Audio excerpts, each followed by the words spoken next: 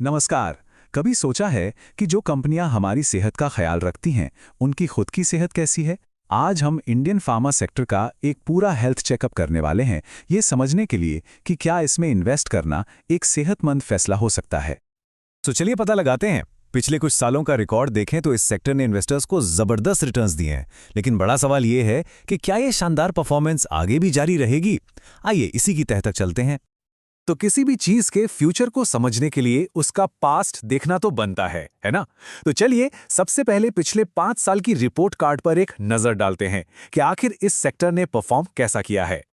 लगभग 95%। सोचिए जरा, इसका सीधा सा मतलब है कि अगर किसी ने 5 साल पहले फार्मा सेक्टर में 1 लाख रुपए लगाए होते, तो आज वो पैसे लगभग डबल यानी करीब करीब 2 लाख रुपए बन गए होते।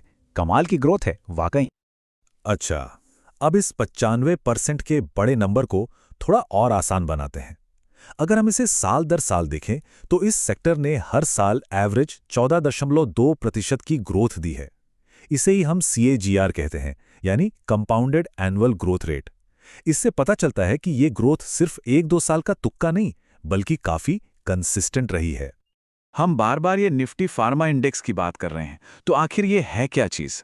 देखिए, इसे ऐसे समझिए कि ये एक बास्केट है जिसमें इंडिया की टॉप फार्मा कंपनियां रखी हुई हैं। जब ये बास्केट ऊपर जाती है तो मतलब पूरा सेक्टर अच्छा कर रहा है, और नीचे जाती है तो मतलब सेक्टर की सेहत ठीक नहीं है। सिंपल।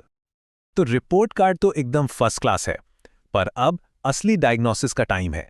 हमें यह भी देखना होगा कि इस सेक्टर की सेहत को आगे बढ़ाने के लिए कौन से विटामिन हैं और कौन से वायरस का खतरा मंडरा रहा है। देखिए, ये सेक्टर ना एक बहुत ही इंटरेस्टिंग मोड़ पर खड़ा है। एक तरफ है इसके ग्रोथ ड्राइवर्स, जैसे बढ़ती आबादी, लोगों का हेल्थ को लेकर अलर्ट होना और सरकार की स्कीम्स। ये सब एक तरह से इसके लिए बूस्टर डोज का काम कर रहे हैं। लेकिन दूसरी तरफ कुछ कड़वी गोलियां भी हैं, जैसे अमेरिका और यूरोप के कड़े नियम, बढ़ता कंपटीशन और हाई वैल्यूएशन का रिस्क। मतलब सीधा सीधा कहें तो कई कंपनियों के शेयर शायद अपनी असल कीमत से कुछ ज्यादा ही महंगे हो गए हैं। लेकिन एक बहुत अच्छी खबर यह है कि हमारी कंपनियां अब सिर्फ सस्ती जेनेरिक दवाएं ही नहीं बना रही, वो अब स्पेशलिटी ड्रग्स के गेम में उतर रही हैं। ये वो खास और महंगी दवाएं होती हैं जो जटिल बीमारियों के इलाज में काम आती हैं और जिन पर मार्जिन भी ज़्यादा होता है। मतलब अब इंडियन कंपनियां ओबेसिटी जैसी बीमारियों के लिए भी दुनिया भर में दवाएं बेचेंगी। पर एक बड़ा सिरदर्द भी है। हमारी ज्यादातर फार्मा कंपनियां अपनी कमाई के लिए अमेरिका और यूरोप जैसे देशों पर बहुत ज्यादा डिपेंडेंट हैं। अब इसका मतलब यह है कि अगर वहां की सरकार ने कोई नियम बदल दिया ना, तो यहां इंडिया में इन कंपनियों के मुनाफे को सीधा झटका लग सकता है।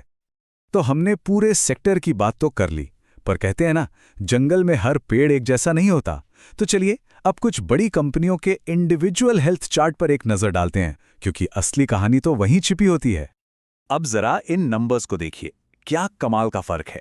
जहां पूरा सेक्टर एवरेज 14% की स्पीड से बढ़ा, वहीं टोरेंट फार्मा, सिप्ला और सन फार्मा जैसी कंपनियों ने तो 27 से 32% की रॉकेट स्पीड पकड़ ली। बाकी कंपनियों ने भी इंडेक्स से तो बेहतरी किया है।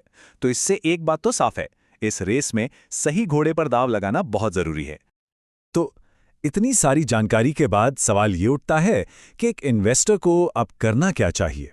तो चलिए अब सीधे प्रिस्क्रिप्शन पर आते हैं, यानी एक इन्वेस्टर के लिए प्रैक्टिकल गाइड क्या हो सकती है।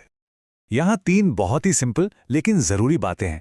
पहला, किसी भी कंपनी को चुनने से पहले यह देखिए कि क्या वो सेक्टर के 12 से 15% के एवरेज रिटर्न को बीट कर सकती है। दूसरा, ऐसी कंपनियों पर फोकस करें जिनका एक्सपोर्ट का रिकॉर्ड अच्छा हो और जो नई स्पेशल दवाएं बनाने पर काम कर रही हों। और तीसरा, याद रखिए, ये कोई T20 मैच नहीं, एक टेस्ट मैच है। कम से कम 3 से 5 साल का नजरिया रखना जरूरी है। और रुकिए, ये कुछ बोनस टिप्स भी हैं जो ध्यान में रखनी है।